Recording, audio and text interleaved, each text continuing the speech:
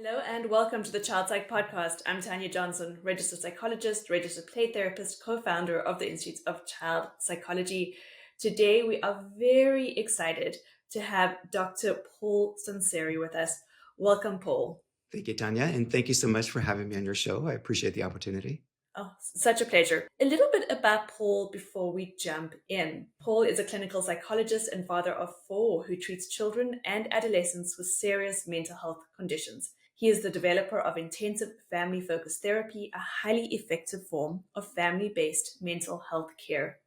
He is the author of Gentle Parenting Reimagined, How to Make It Work with Oppositional and Defiant Kids. Paul, lots of questions. Well, good. Title of the book, Gentle Parenting Reimagined. Tell me a little bit about that title. Well, I'll start with gentle parenting, if that's okay. And I'm imagining a lot of your listeners are at least familiar with the idea, but I'll just quickly summarize it. It's been around for about 10 years or so. And essentially what it does is that style of parenting prioritizes relationships between kids and their parents. It puts an emphasis on leaning into your kids, understanding them, empathizing with them. And unlike previous generations, there's less of an emphasis on strict discipline, punishment, and more of an emphasis of just trying to understand and collaborate, which I think is a great thing. Like, I don't think any parent I've ever met argue with the idea of being gentle with your kids. I think sort of universally, we think that that's a good idea. But the problem with gentle parenting is I think sometimes it opens itself up to some degree of reasonable criticism, right? If you go on TikTok and if you enter hashtag gentle parenting, you'll come up with all kinds of videos that make fun of it. And Saturday Night Live, for example, did a great skit on it that I thought was hilarious. And the reason it opens itself up to attack is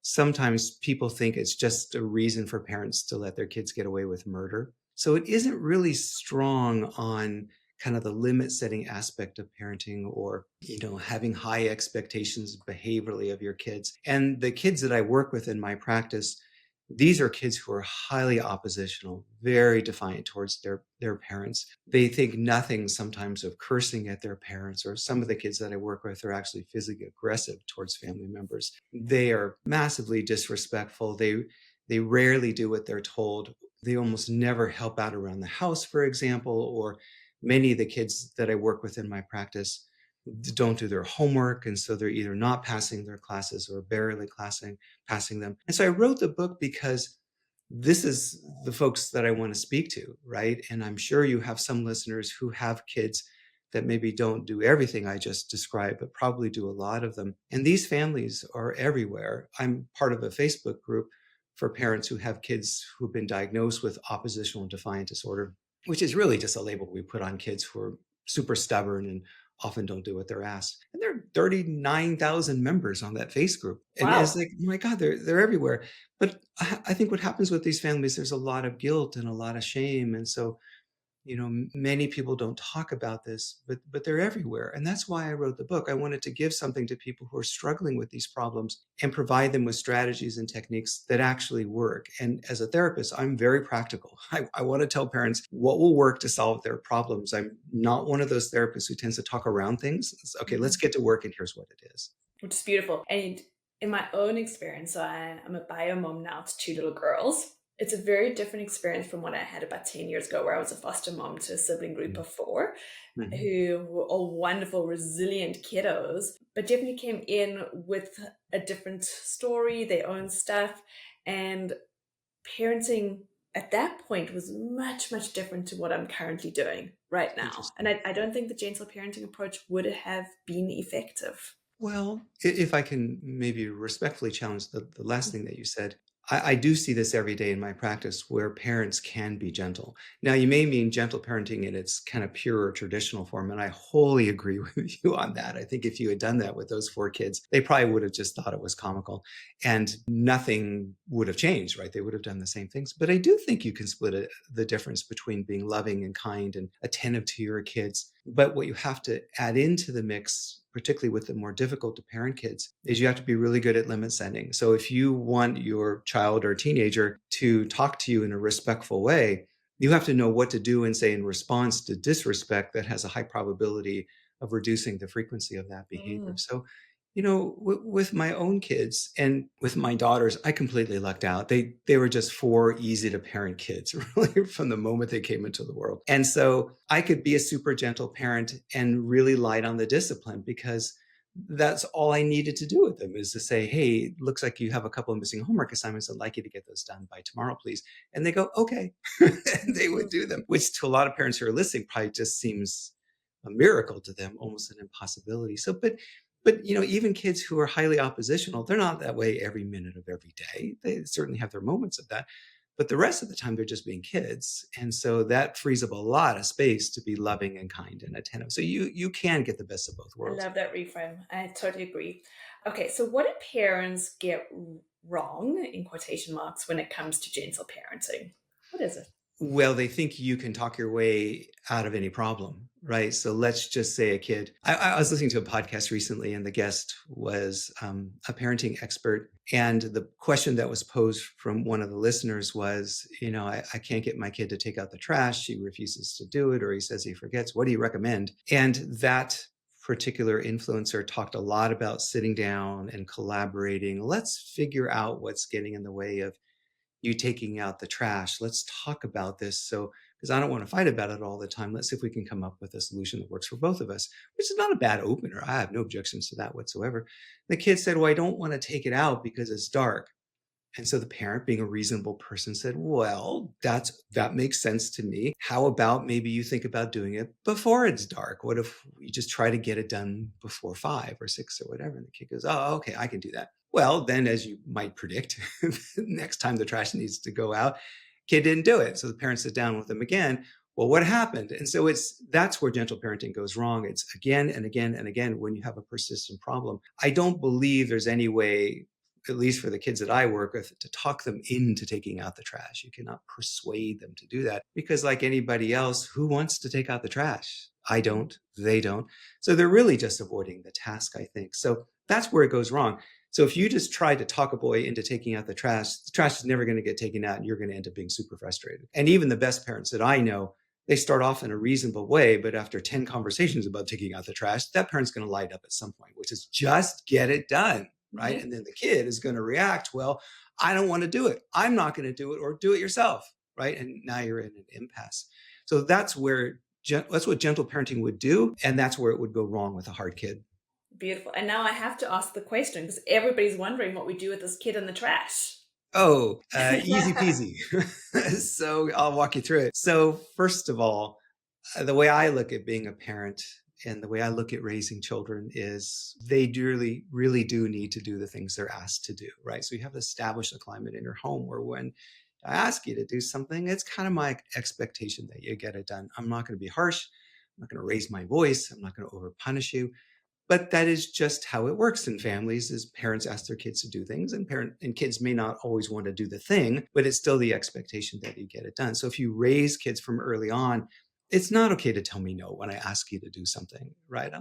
Don't expect you to love doing it, but it really isn't okay to tell me no. And what I see a lot of parents do with kids who constantly, I'm not going to do it, is they eventually give up, or they vastly reduce their expectations and ask the bare minimum of kids. And many times they don't even do that. So never give up is my first talking point, which is if you want your kid to do something, you have to stick with it until it's done. You have to keep at it until you arrive at a solution, because if you accept their no and let them off the hook, you're teaching them the very opposite of what you want to teach them. You're then telling them that following directions in our family is optional. And it really isn't, right? It isn't. So the kid says, well, I don't want to take it out because it's dark. So I would do a little bit of collaborating. I might say, well, can you be that kid for a second? Tanya, do you feel comfortable doing a quick role play? Absolutely. Let's do it. Hey, so what happened with the trash? It looks like you didn't take it out again. It's dark and it's creepy out there. I don't want to do it. Yeah, dark and creepy. Okay, well, can you think of a solution then that might work? I don't know. I guess maybe earlier before the sun goes down. I see. Is that something you're willing to commit to? Yeah, I guess. What time do you think would be reasonable to have it taken out? Maybe 5.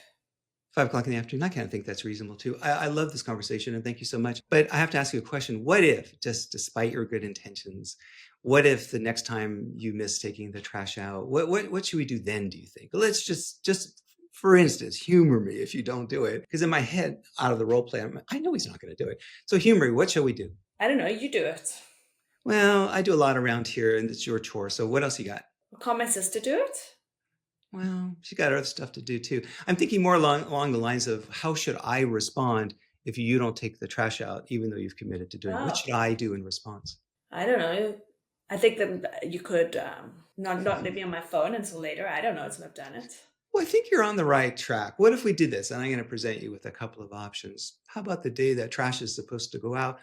What if we start you off that day without a phone or any screen, no gaming systems? You just kind of wake up to no devices at all. And then once you take the trash out that day, then I would be happy to turn them on for you. What do you think of that idea? Fine. We can try. You think that would work okay? I don't know. We can try. Oh, yeah, that's great. Well, let's try it out and see what happens. So, well, thank you for being so forthcoming at this conversation and so agreeable. I think this is awesome. We can step out of the role play. So the kid pretty much just stepped into it, right? So that's exactly what I would do. Or an alternative to that would be, I say, I really want the trash out by 5 o'clock in the afternoon. How about we do this then? If it's 5 o'clock and the trash isn't out, I'll probably give you one reminder because everybody does forget things. But if it's not, I'm just going to go ahead and turn off your screens until you do take the trash out. So either one of those plans would work. Plan number 2, I'll just go ahead and turn your screens off until the trash is taken out. That's a slightly more gentle approach. The first one is a little bit harder, which is how about you wake up to no screens until the trash is taken out? Yeah. But I do think there's a high probability that kid is going to take out the trash. What is the probability if I had to put a number on it? 95%. Like what kid would go without their screens for an entire day or for hours and hours and hours? They're going to make the smart decision. They're simply just going to take the trash out so they can get their stuff back. Absolutely. And Paula, and what I'm hearing is that probably as the parent, you've already decided when you're sitting down, because I'm guessing that this trash thing, as you said, has probably been going on for a little while. We're probably sitting down already knowing what the consequence would be if this child isn't able to follow through. Exactly. So you go in with a strategy. And in my head, I already had scripted out that role play. Now it would change a little bit based on the kid's responses. It might take me down this path or that path, but I'm always going to arrive at the final destination, which is, well, if it doesn't happen again, here's what I'm going to do. And now you have the kids' attention. You've given them fair warning. What I usually say to kids is, consequences, the thing about consequences is here's a secret, they're all entirely avoidable.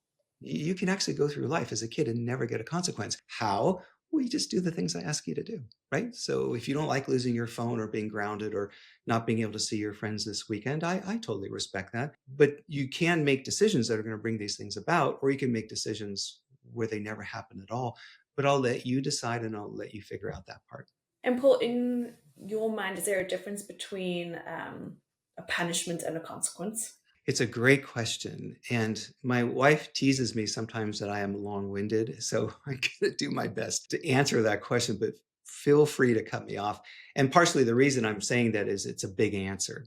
So, and the book goes into a ton of detail about the difference between those two things and why there's a version of a consequence that I think is beautiful. It works really, really well that most parents don't know about. And then there's punishment. Well, they're entirely different things. I'll start with punishment.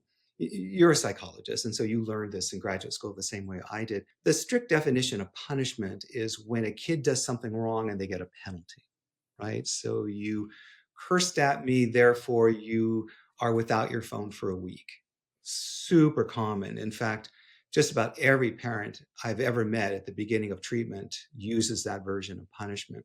And there are multiple problems with this. The first one is tons of research that says that that form of punishment simply doesn't work, right? So if you're looking at behavior change strategies, leave that out of your toolbox because it's not going to bring you the things that you want anyway. That's the first problem. Second problem is when you take a kid's phone away for a week, you cannot take it away twice during that same week. So you have lose the leverage that screens provide you just about all of the time. So you've essentially tied your own hands together by doing that. The third and most important reason why that version of a consequence doesn't work is because the kid has already done something wrong. Who knows what that is, but that's why you're giving them the punishment. And when you drop a punishment on a kid, you've lost your phone for a week. What do you predict that kid would do or say in response? They get super mad. They blow up, right? So now you have two problems on your hand. You have the first is the original negative behavior, whatever that was. And now you have a kid who's yelling at you because they're super mad at you. So I don't recommend punishment. What I recommend and I'll try not to make it confusing. In the language of psychology, this is called negative reinforcement. And negative reinforcement, I think, is a terrible name. Nobody really understands what it means, but it's this form of a consequence. So I've rebranded the term negative reinforcement. I've gotten rid of it in the book because, again, nobody understands it. And I've replaced it what I call pause, earn, and return reinforcement. And it wasn't me who came up with this title. It was actually ChatGPT. We had a very long back and forth on this. He I love said, it. I don't like negative reinforcement. Parents don't understand it. Can you come up with some options? And I had to get through like 20 options for ChatGPT, but eventually came up with this one, and I love it. So here's what it means. It means when a kid is behaving in a way that you don't care for, you pause their privileges. And for most kids, depending upon their age, those privileges typically would include screen time. Every kid from about 5 and up has access to screens. Teenagers have cell phones. The age at which they get their first cell phone varies tremendously, but usually from about 11 or 12 and on, or they might see their friends. Sadly, the generation of kids, the Gen Zs, spend a lot less time in person with other kids, particularly on the weekends, but some kids still have in-person friends that they see on the weekends. So those are all their privileges, the same privileges any kid in any family would have. Those are the things that get paused. So let's just say a kid is talking to you in a disrespectful way. They're yelling. Maybe they're even cursing at you. I don't know. Sometimes, depending upon the level of disrespect, I would say something along the lines of, hey, it's not okay to talk to me that way. So you want to walk that back a little bit and try again. And then I'd be happy to have this conversation with you. And if the kid can say, sorry, and then they can talk to you in a reasonable way, that's the entire intervention start to finish, and there are no penalties, no consequences. But let's just say, hey, not okay for you to talk to me that way. Well, F you, I can talk to you however I want. All right, now it's time for a consequence. And so I'd like you to put your phone up on the kitchen counter and it stays there, please, for a while until I feel like you've been respectful to me for whatever amount of time feels right to me. So you pause the privilege. It's removed as an option. It's then only returned once it has been earned by the kid. And then, as I said, it's returned to them. So the question I always get asked, and every kid is going to ask their parents, if you switch to this version of a consequence as well, how long before I get my phone back, right? And the honest answer, and it is true, is also an answer kids don't like, is, well, honestly, I don't really know. It really all depends on you. So you could wow me. You can get started really impressing me right now if you want by accepting this consequence, but maybe you won't. Maybe you'll get really mad, and I don't know, maybe we'd be mad actually for a while. And, honestly, that's okay with me. It's okay if you're mad, but you're not earning your phone back while you're being mad. So you can be mad for a while and then start earning it. I'm perfectly happy with that too. Or you can start earning it right now, but I'll let you pick. And earning it back means you just got to do the things of life, which is you got to be nice to me. If you can't be nice, at least be neutral. You got to be nice to your siblings. You got to do your chores. You got to get your homework done. You got to clean your room when I ask you to. That is earning your stuff back. And I don't know how long it will take you to do that, right? So maybe just an hour or two, and I will be wildly impressed. Maybe it will take you a day or two. I don't really know. No kid likes that answer because they really, really want to know how long, because they want to white knuckle it during that time period. But I want to show them that it's only their behavior that returns the privileges, not the passage of time. That goes back to punishment. You've lost your phone for a week. Well, I'm not really interested in the passage of time. I'm interested in seeing the behaviors that the kid should have been exhibiting from the very beginning. And sometimes a penalty of your phone up on the kitchen counter for an hour is perfectly appropriate, right? It's just long enough. Kids are miserable without their phones. They're dying to get it back, right? So an hour is just a luck. I'm not a great believer in long consequences. I think kid can lose their phone for the remainder of that day. Now, of course, you don't tell them it's the remainder of the day. In my head, I'm thinking that. Or maybe the next day or the day after at the most. It would have to be a big deal for me to recommend to a parent that they pause their privileges for longer than a couple of days. I would put property damage in that category, and I would put physical aggression in that category. Then it's going to be longer. The kid's got to go a longer period of time engaging in positive behavior before I would consider giving them back their screens. So that's the difference. Punishment, do not recommend that, but that's what most parents do. Pause, earn, and return. And again, there's a much longer description than what I just said in the book. That works really well. In fact, it works so well, I can think of very few examples in my practice of over 40 years where I've not seen that been an effective strategy. It takes a little getting used to for both the parents and the kids. It doesn't work overnight. You have to apply, pause, earn, and return over and over and over and over again. And the reason for that is because the kid needs to feel it in their bones that this is in fact what's going to happen. And the only way they feel it is through numerous repetitions. How long before you start to see a change? A few weeks to a couple months, somewhere in that vicinity, but definitely not a day or two. I love it. And it really puts the parent back in the driver's seat without feeling constrained by this. I said a week and now I don't want to go back on this week. Exactly. Everybody gets stressed in that sort of situation. Yes. Pause, earn, return. It's a lovely one to remember as well. Oh, thank you. Thank you. Thank Okay. ChatGPT. So, Paul, you mentioned right at the start of that kind of negative reinforcement. Can we talk a little bit about positive reinforcement, which is so much easier to understand, but positive reinforcement? Well, for sure. And so by talking about positive return or negative reinforcement, I don't mean to imply in any way that parents should not positively reinforce their kids. The way I look at positive reinforcement, though, it's not if you clean your room, I'll take you out for ice cream. I never recommend that. It's not sticker charts or stamps. I've never found those to work more than a couple of days. And they're a lot of work, too. I don't generally do that. So when I think of positive reinforcement, what I have in mind is the parent and the warm regard and positive interactions they have with the kid when the kid is on track and doing what they want to do. Parents are massive reinforcers, probably the best reinforcer there is. And I think one of the best ways to reinforce a kid is just by spending time with them, interacting with them, taking an interest in their interests. I use a lot of humor with kids, and I did with my own daughters too. So a kid who often misbehaves, there's some moment where they aren't. That's when you lean in heavily towards them. I like using absurd humor, saying something out of the blue that doesn't really fit the situation, because almost always a kid will be caught off guard by that and then will riff off of you. So you can spend 5 or 10 minutes talking about the most ridiculous things. Like you might say something out of the blue, completely unexpected. I think we need a new pet in this house. And I think my first choice is going to be a chimpanzee. Well, what do you think of that? Do you think that's a good idea? Do you like chimpanzees? They're a lot of fun. Wait a minute, hold on. They have to wear diapers because I do think they throw poop from time to time, but we can overlook that. Poop on the wall, what's the difference? Who cares about that? It is against a law to have a chimpanzee, so we'd have to do it on the down low. What do you think of this idea? Now, most kids, sometimes they just don't have a great sense of humor, which is an awesome opportunity to help them have a better, but they'll riff off of you. A chimpanzee, that sounds great. He should sleep in my room. I said, well, they're not good with closed doors. I don't think that would work out very well. So, but let's keep talking about this. And so you spend 5 or 10 minutes talking about the most absurd thing possible. The kid thinks it's funny. You think it's funny. It's like you, for no reason whatsoever, have reached out and touched them, right? I didn't have to do this thing with you. I could have made myself a cup of coffee. I could have scrolled on my phone. I could have done 100 different things, but I know you. I love you. I see you. And now that you're behaving in such a fantastic way, or even a neutral way, I'm going to lean in by just paying attention to you and being funny. That's going to reinforce the very behavior that's in front of me right now. So when a kid is acting out, cursing at me, yelling or whatever, I'm not funny with them, right? I'm not going to use absurd humor. I'm going to pull back just a tiny little bit. My presentation is going to shift just a tiny little bit from being the warm, loving dad to being, I'm not happy with what you're doing right now. This is not okay with me. Right? You see a clear shift in those two things. I'm not yelling. I'm not raising my voice. I'm not speaking harshly to them.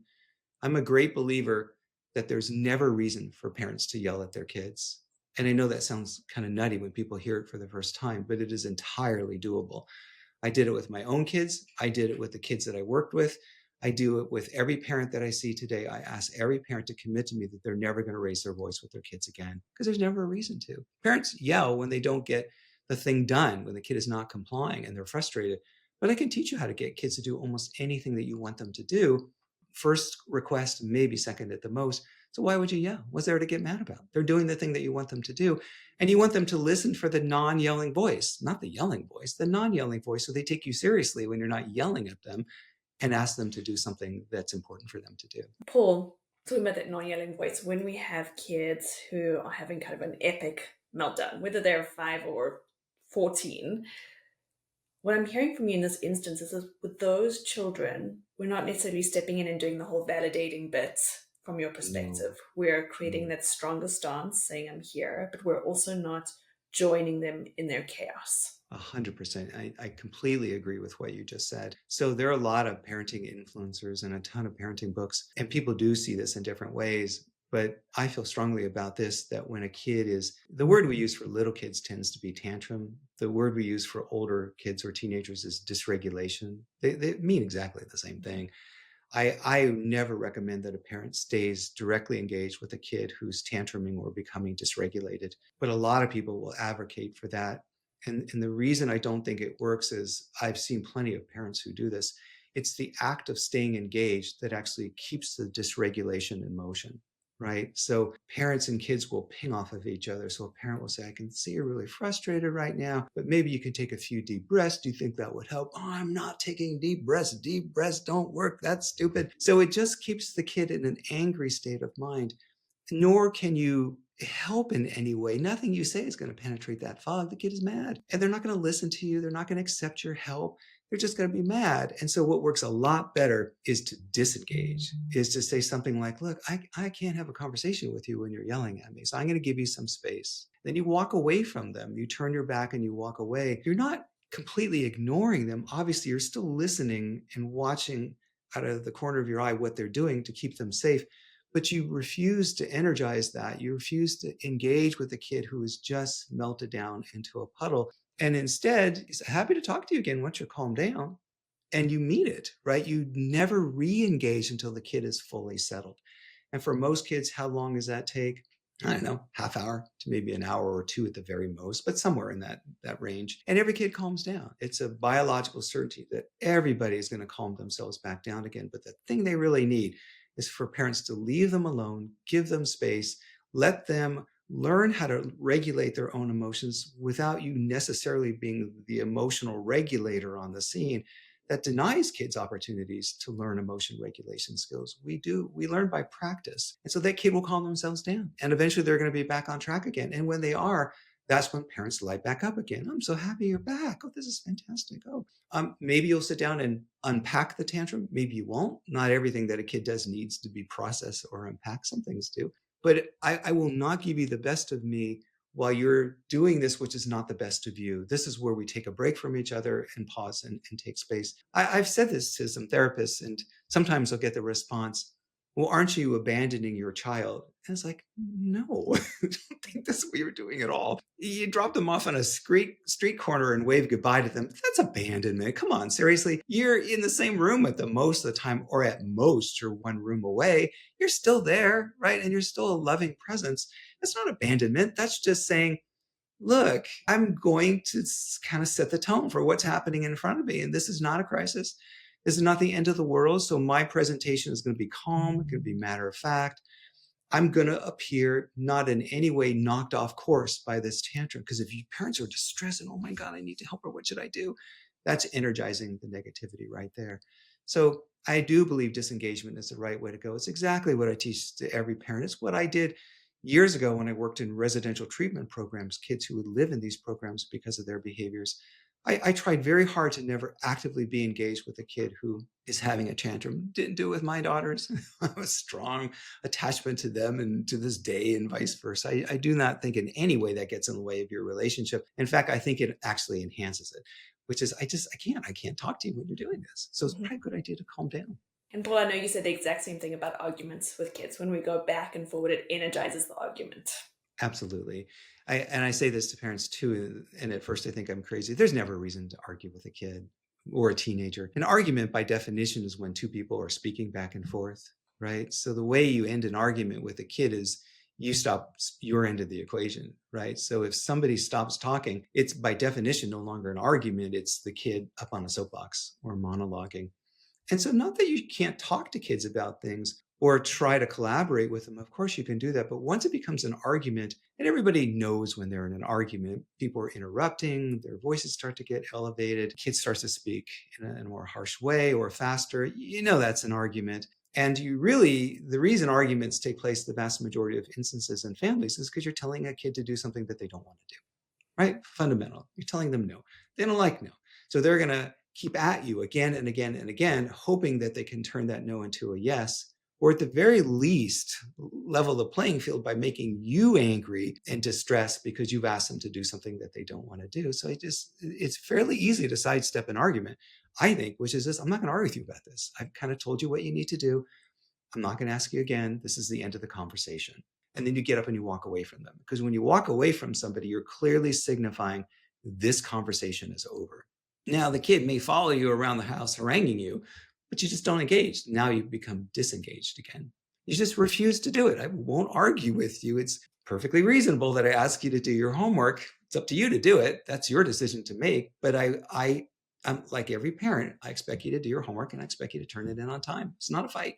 There's no gray area in this. This is you doing your homework. It's me asking you to do it. Well, I think that's what I find so powerful about your work and about your book is that I hear from so many parents that many of the strategies that we're more familiar with don't work with our strong-willed children. 100%. And your book is just full of practical strategies on things that parents can implement immediately. Exactly. Yes. And every intervention or strategy that's in that book is what I think of as battle tested, meaning I've used it with so many families who've used it with their kids, tens of thousands of repetitions across time. And lots of things when I was younger, I would try to do with kids to change their behavior just didn't work at all. So I stopped using those things. And every once in a while, I'd land on something that actually did work. And that's what got in my toolbox. And so my toolbox over the years has just gotten enormous. And as you said, they're very practical. It's like a roadmap. It's the style of the book is very conversational. It's easy to understand, but it tells you exactly what to do with most of the common behavior problems that parents struggle with: noncompliance, disrespect, chores, homework, fighting with siblings. There's a chapter on all of those things. Paul, for our listeners who want to find out more about you, where can they go? Well, the book is on just about everywhere. Most people go to Amazon or Barnes & Noble. It's Gentle Parenting Reimagined: How to Make It Work with Oppositional and Defiant Kids. You can find me really easily. I've developed a form of mental health care for children and teenagers called Intensive Family Focused Therapy, IFFT. So the website there is myIFFT.org. There's a ton of information about what that treatment is, who it's intended for. There's a tab marked results, so you can see our outcomes, which I think are just dynamite. The kids that we work with are ones who have had long-standing mental health conditions, engage in very serious behavior, and they've not responded to prior treatment. So these are really challenging kids. There's a link to the book there. There's all kinds of stuff. That's probably the easiest place to go to first and learn about it. Beautiful. And we'll link it in the description below the podcast so everyone can find it. Thank you.